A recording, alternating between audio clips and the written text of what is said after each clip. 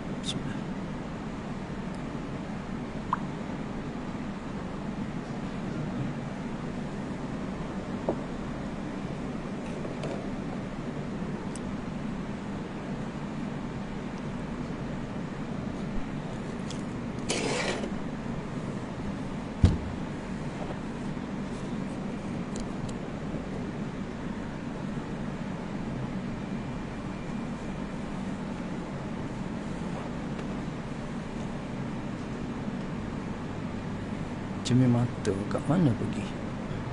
Dah pakai. Cari cermin mata dah pakai.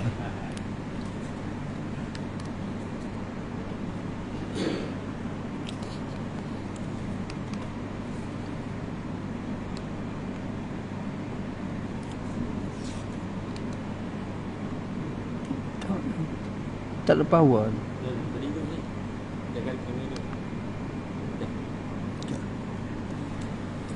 Assalamualaikum warahmatullahi wabarakatuh. Al-Fatihah. A'udzubillahi minasyaitonirrajim. Bismillahirrahmanirrahim. Alhamdulillahi rabbil alamin. Ar-Rahmanirrahim. Maliki yaumiddin. Iyyaka na'budu wa iyyaka nasta'in. Ihdinas siratal mustaqim. Siratal ladzina an'amta 'alaihim ghairil maghdubi 'alaihim waladdallin. Amin. Alhamdulillahilladzi hadana lihadza wa ma kunna linahtadiya laula an hadana Allah. Wassalatu wassalamu ala sayyidina Muhammad wa ala alihi wa ashabihi ajma'in. Subhanaka la ilma lana illa ma 'allamtana innaka antal alimul hakim. Rabbi shrah li sadri wa yassir li amri wahlul 'uqdatam min lisani yafqahu qawli. Alhamdulillah, tuan-tuan sekalian, ibu sekalian, selamat menyambut tahun baru. Tapi jangan seronok sangat. Semakin umur meningkat, kubur semakin dekat. Buat persiapan untuk kematian. Dan ibu sekalian, saya mula kuliah tentang kematian ini sejak 5 bulan 11 tahun 2017. Berapa tahun dah? 5 tahun, Masya Allah. Dan banyaklah ilmu saya sampaikan. Dan semoga kita dapat ilmu setiap kali kita datang. Buat siapa untuk mati, sebarkan kepada anak cucu kita, anak buah kita dan sebagainya. Di malam ni saya ambilkan satu sikit waktu untuk saya ceritakan berdakwah untuk kematian. Berdakwah untuk kematian. Lepas dengan nanti tuan boleh WhatsApp pada anak cucu, anak buah tentang apa amalan sepatut dia buat. Pertama semayang. Tuan-tuan sekalian, ibu sekalian, amalan pertama besok di akhirat, Allah kira semayang fardu kita. Saya sebut selalu, ulangkan balik, sebar-sebarkan kepada anak kita. Sembahyang fardu Allah kira dulu. Kalau tak sempurna, yang fardunya Allah akan ambil kira sembahyang sesunat yang kita buat untuk menampung fardu yang tidak sempurna. Jadi jangan kita fikir sunat tak payah buatlah sebab dia sunat, tapi kena buat juga. Contoh sembahyang 5 waktu, dia ada sembahyang sunat qabliyahnya. Baik, jadi yang qabliyah ba'diyah itu antara sembahyang sunat yang menampung fardu tidak sempurna. Kedua, Nabi sebut satu hadis, siapa yang istiqamah sembahyang sunat qabliyah dan ba'diyah 12 rakaat satu hari, Allah masukkan dia, Allah jadikan untuk dia rumah dalam syurga. Syurga lah, ada rumah lain pula untuk kita situ.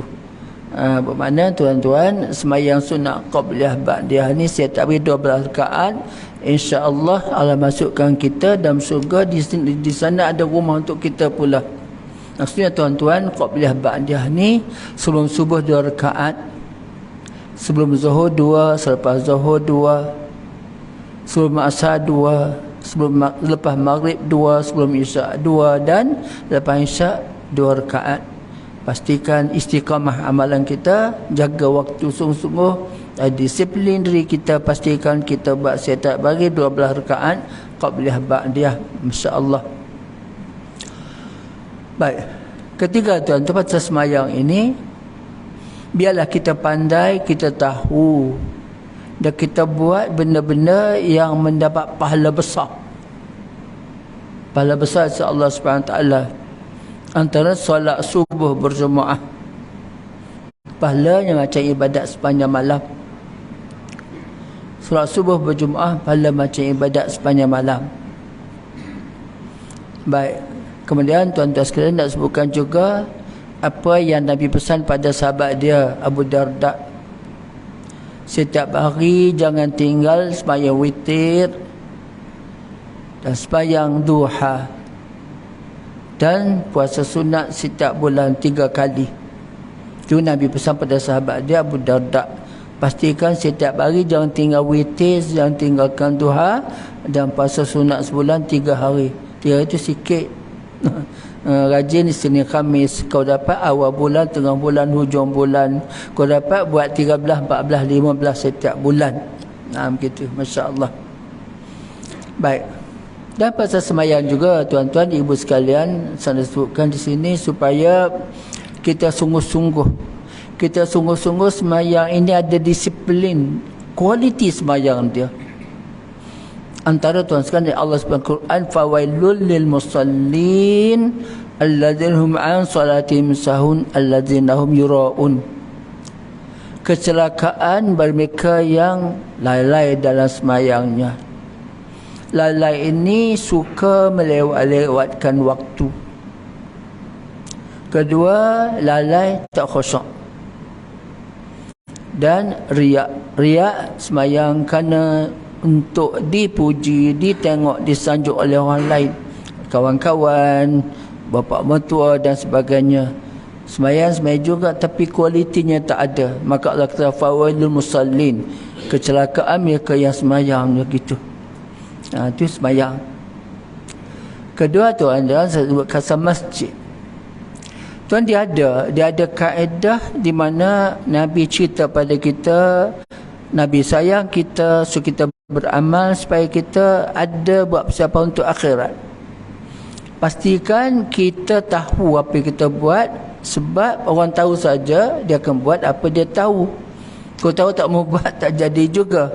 Baik, tuan-tuan sekalian, Allah sebut, Nabi sebut orang dapat naungan daripada masyarakat. Ada 7 perkara, antara tuan-tuan orang hati bergantung dengan masjid, suka solat berjemaah, dapat bernaung daripada masyarakat.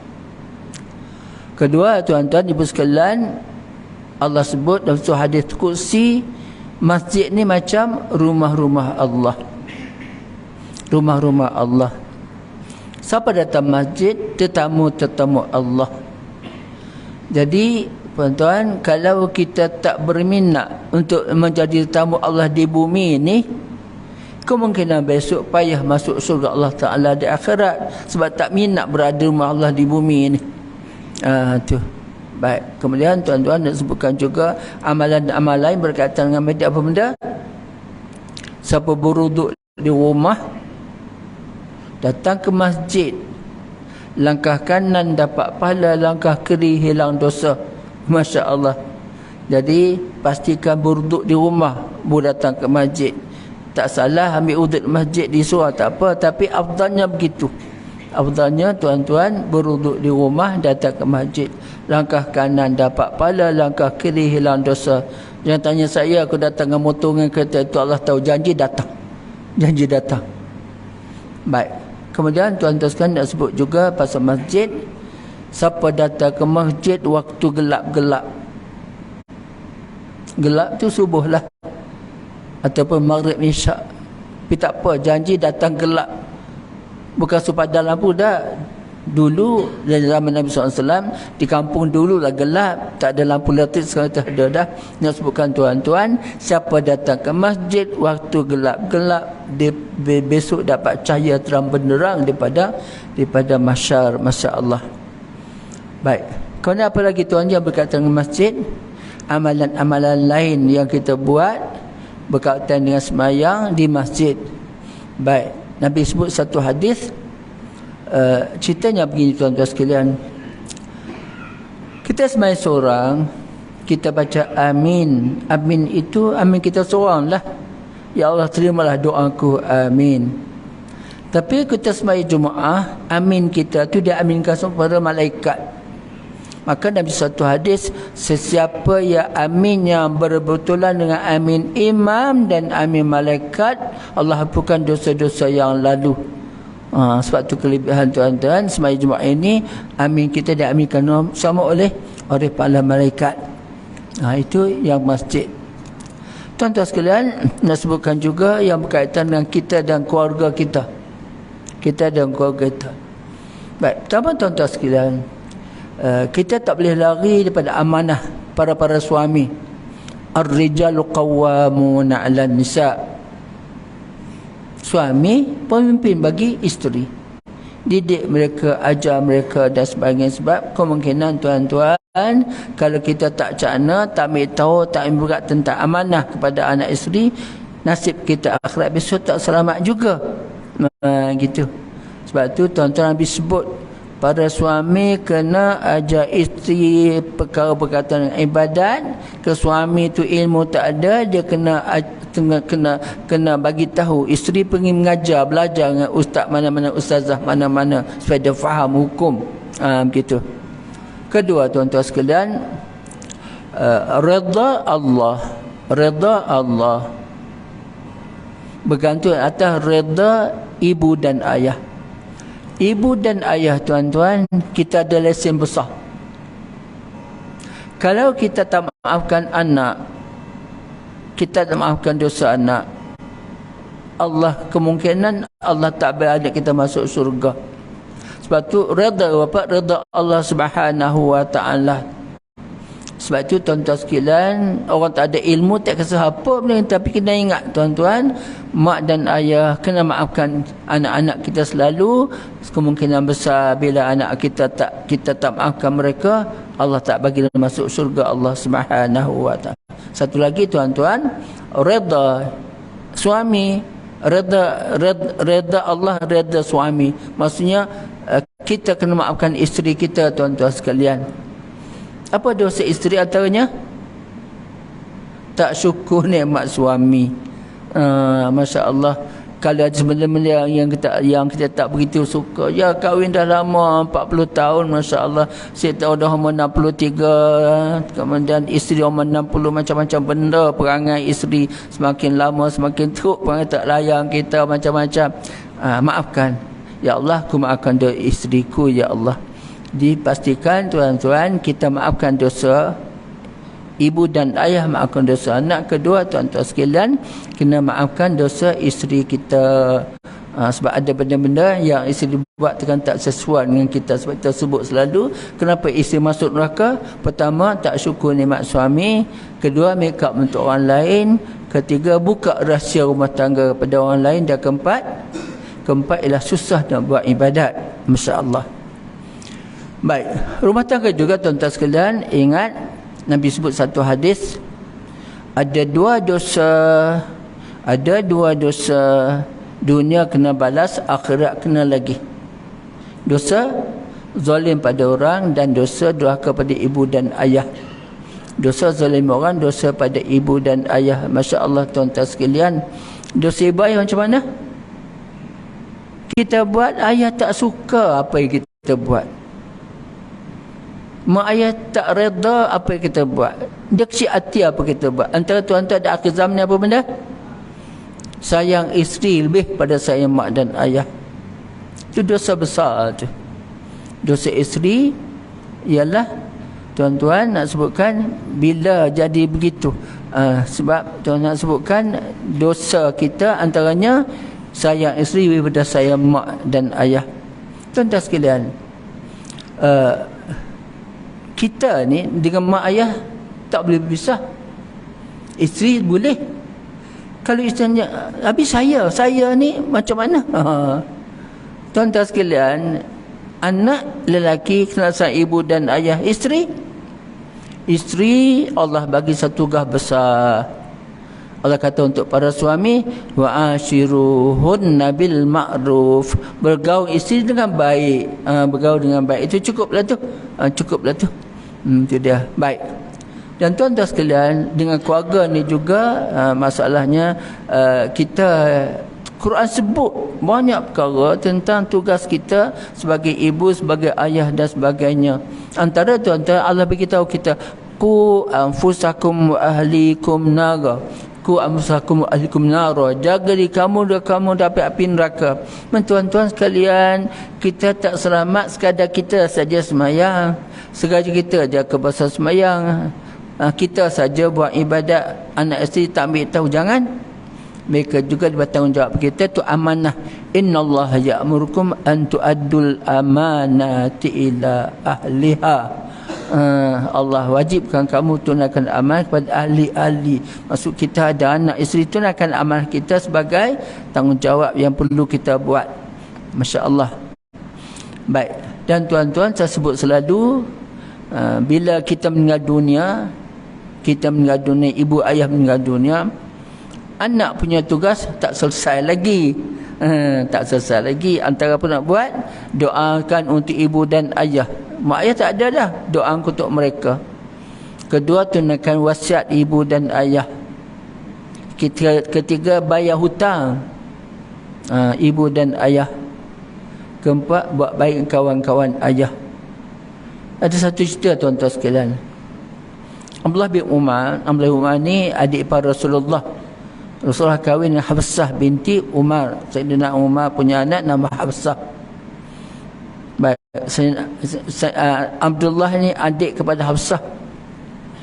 Di antara tuan-tuan ada 4 jenis Abdullah yang ibadat hebat, yang nak sebut apa bahasa ni, yang rapat dengan Nabi, yang banyak hafal hadis Nabi. Pertama, Abdullah bin Abbas.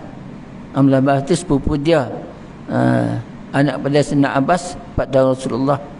Kedua, Abdullah bin Mas'ud. Abdullah Mas'ud, Ibnu Mas'ud.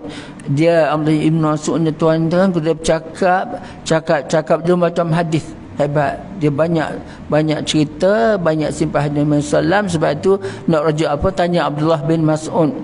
Saya sebut tuan-tuan, sahabat ya Abdullah, Nabi apa yang Nabi suka Nabi baca doa apa yang paling banyak? Abdullah Mas'ud kata apa? Doa yang Nabi tak pernah tinggal. Rabbana atina fid dunya hasanah wa fil akhirati hasanatan wa qina adzabannar. Lagi tuan-tuan, lagi ialah Abdullah bin Amru bin Al-As. Amrah bin Amru bin Al-As. Soal lagi Abdullah. Saya tak ingat. Ini 3-4 Abdullah ni hebat tuan-tuan sekalian. Dia istimewa sebab amalan banyak dan sebagainya. Baik. Cerita tadi tak habis lagi. Abdullah bin Umar. Tuan-tuan sekalian, Abdullah bin Umar anak pada Sayyidina Umar. Satu hari dia berjalan. Adalah satu keldai dia bawa sekali itu, keldai orang tumpang sebenarnya kan. Jumpa seorang budak. Dia turun pada keldai dia ambil budak, dia bagi serban kat budak tu pakai. Kan budak tu nak keldai dia bawa tu. Orang tanya, siapa tu Abdullah? Siapa Abdullah tu? Budak ni anak kepada satu orang tu kawan kepada bapa aku. Tu dia. Abdullah bin Umar kata apa? Budak ni ada bapaknya tu baik dengan bapa aku. Aku jangan buat baik kepada anak kepada kawan bapa aku. Masya Allah. Jadi tuan-tuan sekalian, satu. Kedua, saya sebut tadi, bila ayah mati, buat baik kawan-kawan ayah. Tu amalan-amalan yang baik lah tu. Amalan baik lah tu. Masya Allah. Baik. Di tuan-tuan sekalian, itulah saya sebut tadi, nak sebutkan dakwah tentang kematian. Banyak benda-benda yang kena cakap sebab di sekolah dia tak ajar. Tapi ada hadis tentang tu untuk kita faham dan kita tahu. Masya Allah. Baik, tersambung tentang tuan-tuan sekalian, tentang apa ni, nasib di akhirat besok. Tuan-tuan sekalian, bila kita, saya sebut selalu tuan-tuan sekalian, antara amalan yang baik untuk kita ingat kepada kematian apa? Ziarah orang sakit, ziarah kubur dan ziarah orang mati. Kenapa nak ingat mati? Supaya tak ada angan-angan nak hidup lama. Apa bahaya yang hidup lama ni?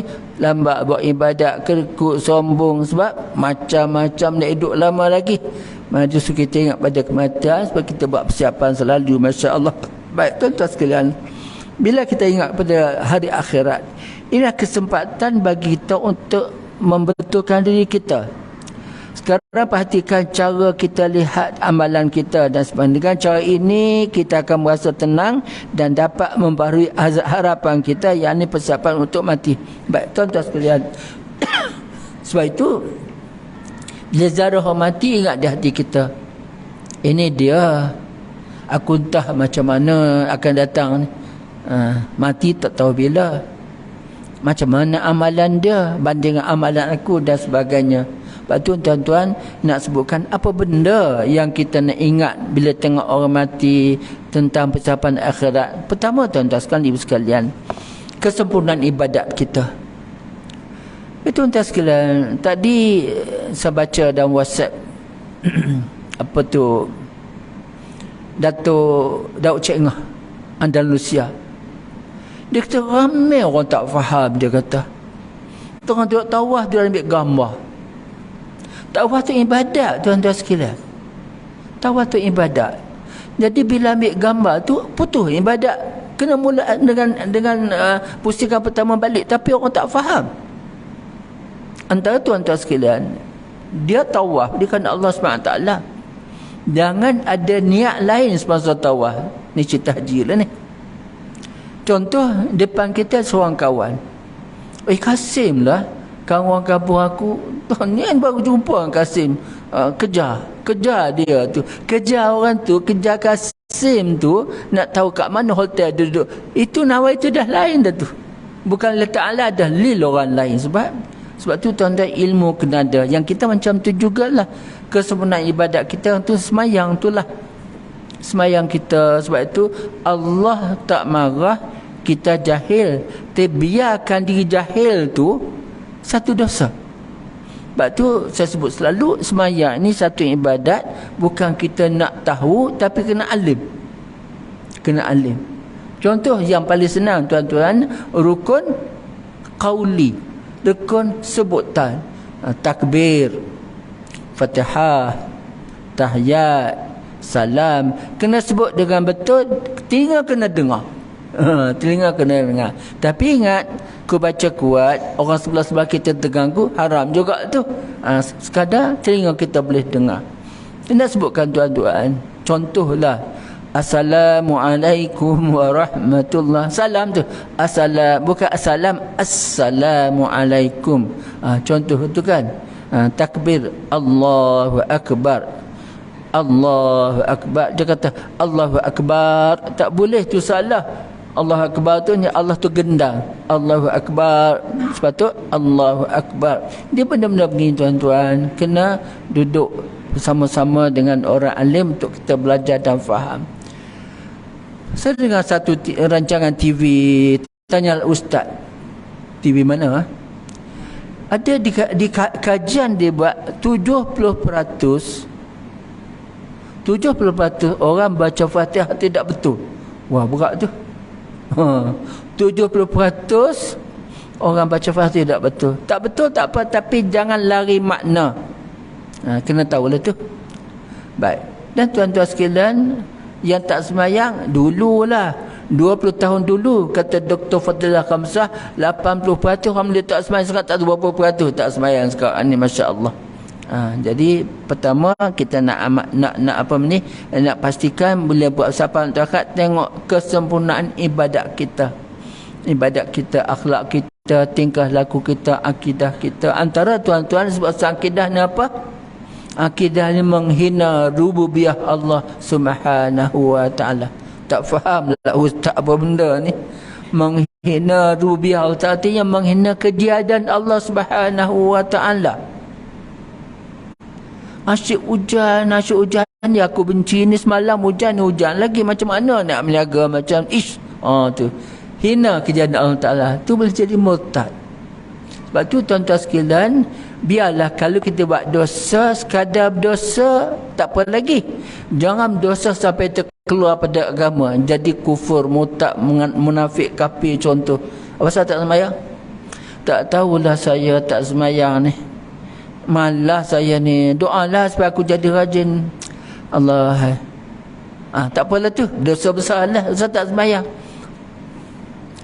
Aku tak tahulah malas sembahyang ni, aku tahu dosa. Ya syukur lagi macam mana? Asal tak sembahyang, tak payah sembahyang. Cina tak sembahyang pun kaya. Tu tak payah, tak wajib sembahyang lah. Tak wajib sembahyang, itu kafir. Waliyazbil, habis dosa yang lepas-lepas tu. Maksud dia apa nak sebutkan, mengatakan yang wajib sebagai tidak wajib, menghalalkan yang haram, mengharamkan semua tu benda yang merosakkan akidah kita. Masya Allah. Baik, itu kesempurnaan ibadat. Tuan-tuan, yang kedua ialah amanah. Amanah ni nak sebutkan semua benda yang kita buat di dunia akan dipertanggungjawab di akhirat besok. Kita dengan anaknya, isteri dan sebagainya. Pastikan tuan-tuan, bila kita tengok pasal akhirat besok, fikir soal neraka surga, tengok amalan kita, perangai kita, akhlak kita, tingkah laku kita dan sebagainya. Maksudnya tuan-tuan sekalian, pastikan kita buat yang terbaik lah. Amanah, tanggungjawab kita. Tuan-tuan sekalian, Allah jadikan kita ni sebagai khalifah. Khalifah ni apa? Khalifah ni perangai, dia punya jawatan, dia profession dia khalifah. Dia kena buat baik. Kita khalifah Allah Ta'ala. Allah tak lantik gajah ke rimau, tak ada. Kita manusia ni jadi khalifah untuk kita mengamankan bumi ini. Sebab tu jadi khalifah tak boleh jadi jahat, kena baik, buat yang terbaik. Masya Allah. Jadi tunaikan amanah sebagai khalifah Allah Subhanahu wa taala. Antaranya banyak benda Quran sebutkan.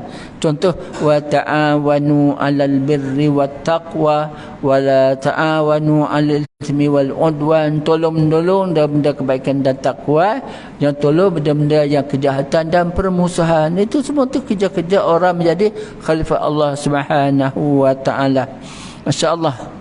Lagi apa tuan-tuan, bila kita akhirat, fikir tentang akhlak kita, tingkah laku kita. Tu tuan-tuan, ibadat kita ni belum pasti dapat nasib baik di akhirat besok. Kenapa? Tak sempurna iman kita. Masya Allah. Nabi kata, orang yang sempurna imannya, tangan dan lidahnya tidak mendatang kesusahan pada orang lain. Iman yang sempurna, lidah dia, tangan dia tak menyusahkan orang. Lagi. Baik. Kedua, orang Islam paling baik ialah Islam yang paling baik sesama manusia. Ya, orang Islam paling baik, dia baik sesama manusia. Baik, lagi Nabi kata apa? Hasinu akhlaqakum, perbaikilah akhlak kamu. Kesemua ni tuan-tuan akan dipertanggungjawab oleh Allah Subhanahu wa taala. Saya suka juga sebut tuan-tuan sekalian, di antaranya Nabi sebut satu hadis, masya-Allah. Tidak bergerak tapak kaki anak Adam daripada mahsyar. Allah tanya dia 4 perkara. Renungkan tuan-tuan, 4 perkara apa yang ada pada diri kita untuk kita betulkan. Pertama apa? Umur muda kita habis ke mana dulu? Umur muda ni sebelum 20 tahun lah. Buat apa, perangai macam mana, ibadat kita macam mana, taubat selalu. Baik. Antara tuan-tuan sekalian, ibu nak bagi tahu ni. Elok kau dapat buat apa yang Imam Syafi'i cadangkan. Bila kita waktu muda kita buat dosa, kemudian kita dah tua, mungkin dah pencin, kita bukan sekadar tinggalkan dosa-dosa kita, banyak amalan-amalan kebaikan. Nanti tuan-tuan, banyakkan sedekah. kebaikan kita buat akan tutup dosa-dosa kita. Innal hasanati yuzhibnas sayiat. Kebaikan kita buat akan tutup dosa kita. Jadi tuan-tuan, seulang balik, bila sedekah, ya Allah Tuanku, terima sedekah ini dan tutupkan dosa-dosaku, ya Allah. Masya Allah. Kedua apa? Sihat badan. Umur muda satu hal, sihat badan dan apa hal, masya Allah tuan-tuan sekalian. Sebimbang juga sebab kita habis waktu dengan sebab sihat badan. Ada dua nikmat, nikmata ni dua nikmat yang melekakan manusia. Masya Allah. Sihat badan dan kelapangan waktu. Allahu Akbar. Kita buat apa zaman-zaman dulu? Masya Allah. Baik. Ketiga apa tuan-tuan? Ketiga ilmu. Kita amal ke tidak? Kita mengaji lama dah tuan-tuan sekalian. Antara nak sebutkan bila belajar tahu ini haram, ini halal, buatlah. Mungkin kita tak boleh semuanya tu, tapi yang pasti kita tahu ini kena buat, ini tak boleh buat sebab haram dan sebagainya. Kalau nak buat semua berat. Contoh tuan-tuan sekalian, setiap hari Nabi saya sebut awal tadi, dan bisu kita sembahyang duha dan sembahyang witir. Baik, paling banyak witir berapa rakaat? 11 rakaat. Tak mampu buat 11, buatlah 3. Duha paling banyak 8 rakaat. Paling kurang buatlah 2. Zaidnya buatlah 4 rakaat. Kita tahu tapi tak mau buat. Tak apa lagi. Tapi jangan melawan Allah dan melawan Nabi SAW. Maksudnya tuan-tuan, payah buatlah. Tak payah buatlah. Ini sunat, jangan. Maksudnya kita tak mampu buat, minta ampun pada Allah Subhanahu wa ta'ala. Masya Allah. Baik, tadi apa? Ilmu. Amal ke tidak? Keempat tuan-tuan sekalian, Masya Allah, harta dari mana dapat, ke mana dibelanjakan. Tuan-tuan sekalian, nak sebutkan harta ni, dia ada kaitan dengan tubuh badan kita. Ada satu hari tuan-tuan sekalian, seulang balik cerita, Sayyidina Umar, orang bagi dia susu, dah minum susu tu. Lepas tu dia tanya orang tu, mana dapat susu ni? Kata orang tu, dulu-dulu aku ni pernah tilik nasib orang. Tu dia, profession dia, kerja apa? Tilik nasib orang. Orang tu tak bayar upah lagi kat aku. Dulu zaman jahilah, orang tu kafir lagi masa tu, tukang telik nasib. Tadi jumpa dia kat pasar, dia bagi upah kat aku bagi beli susu untuk engkau. Jadi Sayyidina Umar bila minum susu dia tahu, dia pun jolok mulut dia, keluarlah susu, keluar darah. Dia kata apa? Aku takut.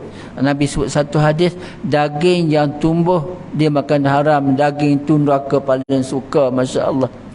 Jadi tuan-tuan sekalian, itulah bendanya yang haram. Baik, saya sebutkan begini tuan-tuan sekalian, benda haram ni bukan babi, arak, apa lagi tu, bukan. Benda yang kita beli yang tidak tukang jual tak setuju dengan harga kita bayar. Tembikar sekilo RM3, kemudian timbang-timbang kita kena bayar RM7, dia bayar kat dia RM6. Dia tak suka dengan kita bayar tu. Dia marah. Cik, mana boleh RM6? Harganya RM7.5. Tak payahlah, kau dah kaya, bagilah RM6. Jangan, Allah cik, jangan rugilah saya. Dengan harga yang tuan kedai tak suka, tu buat tembikan tu haram lah. Sebab tu dalam Islam ada ijab qabul. Saya beli, saya jual. Supaya masing-masing terima hakikat bahawa ada kaedah membeli dan membayar. Sebab itu benda tu penting, Masya Allah. Baik, jadi tuan-tuan, kesimpulannya apa? Bila fikir soal akhirat, tengok semua hadis yang berkaitan hidup kita, mati kita, dan kita betulkanlah. Lepas tu Quran sebut tuan-tuan sekalian, Allah kata, ya allazina amanu taqullaha wal tanzur nafsum ma qaddamat lighad. Orang beriman bertakwa kepada Allah dan setiap diri perhatikan apa dia telah buat untuk hari esok.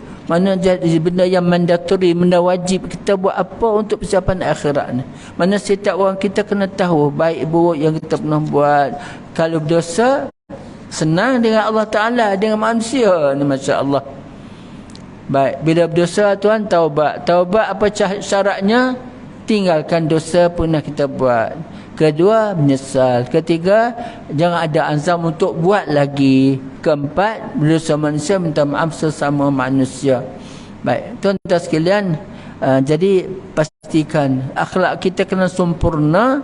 Antaranya kaedah dan cara yang menyempurnakan akhlak kita. Contoh, berhutang duit kawan, tak mampu nak bayar. Berhutang 300 nak bayar, tak bayar-bayar, atau orang tu mati. Macam mana buat? Kena bayar pada waris dia. Waris apa kita tak kenal? Dia tu antara itulah keadaan ilmunya. Baik, ambillah duit 300 tu, cari masjid baru, surau baru. Tuan Haji, saya ni nak sedekah untuk buat surau baru ni atas nama kawan saya dulu, Abdullah bin Abu. Dia dah mati, tak apalah, mudah-mudahan Allah terimalah. Tak jumpa dia dah, insya-Allah. Tapi ingat, kena ingat di akhirat besok, kalau kita tak bayar hutang tu, tak selesai urusannya, akan berdepan masalah di akhirat besok. Orang tu datang jumpa kita, nak pahala kita. Tu dia. Sebab tu pastikan tuan-tuan, bila berdosa dengan orang, minta maaf di dunia ni lagi. Baik, antara tuan sekarang nak sebut macam mana? Berdoa, ya Allah Tuhanku, ampunkan dosaku ya Allah. Ampunkan dosa ibu dan ayah. Ampunkan dosa mereka yang pernah buat dosa pada mereka tu ya Allah. Soalan balik, ya Allah, ampunkan dosa mereka yang pernah buat dosa pada mereka. Kita mengumpat dia, mengata hutang tak bayar, kita minta Allah ampun juga dosa dia orang tu. Akhirat besok tuan dia jumpa kita, dia jumpa kita, nak pahala kita, cakap dia, sorry aku tak ada pahala dah, tapi aku selalu minta Allah ampunkan dosa kamu. Mudah-mudahan kau terimalah, tak payah minta pahala aku lah. Semoga Allah terima doa aku doa supaya kau selamat. Dia kata, tak apalah, write off, jangan maafkanlahnya, begitu. Itu kaedah tuan-tuan sekalian. Bila kita buat sesuatu dalam hidup ni, ilmu untuk akhirat kena ada, kena mengaji, kena belajar. Tengok hadis Nabi sallallahu alaihi wasallam, masya-Allah. Baik, akhir tuan-tuan nak sebut pasal hutang, solam balik hutang. Allah, hai. Baik. Ada satu hari Nabi sallallahu alaihi wasallam nak sembahyang satu jenazah. Nabi tanya, si mati ada hutang ke? Ada Rasulullah. Siapa nak bayar hutang dia? Tak ada.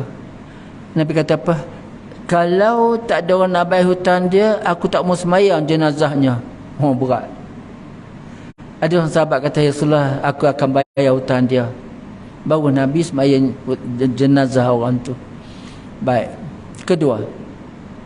Kedua tuan-tuan, seorang sahabat jumpa Nabi SAW. Ya Rasulullah, kalau aku pergi perang, tak mati syahid, tak masuk surga ke?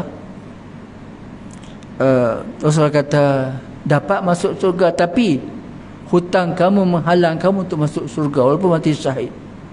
Tuan-tuan, ada benda nak sebut di sini. Pertama apa? Bila berhutang kena tulis. Siapa nak bayar? Anak kita lah. Baik. Kedua tuan-tuan sekalian, bila berhutang jangan niat tak mau bayar. Benda-benda ni seni, halus. Kadang kita tak jumpa hadis begini. Tapi keadaan begitu, bila berhutang jangan niat tak mau bayar. Kalau tak mau bayar tuan-tuan sekalian, pahala kita tak akan jumpa Allah SWT. Pahala naik ke langit, langit tendang turun, masya-Allah. Itu keadaan. Baik. Kedua, bila kita bagi hutang pada orang, kita tak pasti dia nak bayar ke tidak. Sebab tu kena buat surat perjanjian. Baik, tuan-tuan, bila bagi hutang pada orang, kita lafazkan, ya Allah Tuanku, kalau hutang nak bayar aku ambil, aku tak mau bayar aku halalkan. Kena sebut begitu. Bila cakap pada dia, dia tahu dia takkan bayar. Baik, bila bagi hutang, lafazkan benda begitu, aku halalkan hutang, aku bagi pada dia. Sebab semua tuan-tuan ada persoalan di akhirat besok. Masya Allah. Jadi bila kita tak bayar hutang, bila kita beri hutang pada orang tak bayar pada kita, nak tunggu pintu syurga besok, orang tu nak datang jumpa kita dan nak bayar balik dengan pahala pada dia. Berapa lama nak tunggu kat pintu syurga? Silap kita sebab bagi hutang tak lafazkan, tidak halalkan. Masya Allah. Begitu. Baik, dia tuan-tuan sekalian nak sebutkan Bila kita fikir soal akhirat, mula-mula lihatlah keadaan hal ehwal diri kita serta amalan kelakuan kita. Sebab semua amalan atau perbuatan itu akan dirasakan mudah bagi orang yang sengaja ditetapkan untuknya. Apa cerita tuan sekalian? Kita orang beriman, tuan-tuan sekalian, orang beriman ni dia senang buat kerja. Nak buat ibadat senang, bangun subuh senang. Baik, tuan-tuan sekalian, dosa tu apa? Nabi sebut dosa tu bila nak buat hati kita bimbang, tak sedap hati ni nak buat dosa. Itu dosa lah tu. Tapi masalah sekarang, kalau orang tu memang perangai jahat, tak ada iman, buat dosa tak sebab apa. Dia menarak, dia boleh cerita kau, aku 5 botol tak apa-apa, kawan tu sebotol uyung haya, tak profesional sungguh. Itu megah dengan dosa. Baik, orang beriman dia buat dosa. Baik, tanda kita lah. Orang beriman tinggalkan kebaikan rasa sedih, buat dosa rasa menyesal. Itu dia, itu saja iman. Iman tu bila tak buat kebaikan dia menyesal, dan bila buat dosa dia rasa sedih. Kita ada tak perasaan begitu? Itu antara persiapan untuk jumpa Allah Ta'ala. Tengok amalan-amalan kita tuan, insyaAllah, mudah-mudahan insyaAllah kita jumpa lagi akan datang. Wallahu a'lam. أعوذ بالله من الشيطان الرجيم. بسم الله الرحمن الرحيم. حمدا يوافي نعمه ويكافئ مزيده. يا ربنا لك الحمد كما ينبغي لجلال وجهك وعظيم سلطانك، والصلاة والسلام على سيدنا محمد أجمعين. اللهم اهدنا صراطك المستقيم صراط الذين أنعمت عليهم من النبيين والصديقين والشهداء والصالحين. اللهم اغننا بالعلم وزينا بالحلم واكرمنا بالتقوى وجملنا بالعافية. ربنا آتنا في الدنيا حسنة وفي الآخرة حسنة وقنا عذاب النار. الحمد لله رب العالمين. سبحان الله وبحمده، سبحانك اللهم وبحمدك، أشهد أن لا إله إلا أنت، أستغفرك إليك. بسم الله الرحمن الرحيم. والعصر إن الإنسان في خسر إلا الذين آمنوا بالصالحات وتواصوا بالحق وتواصوا بالصبر. صدق العظيم. السلام عليكم ورحمة الله وبركاته.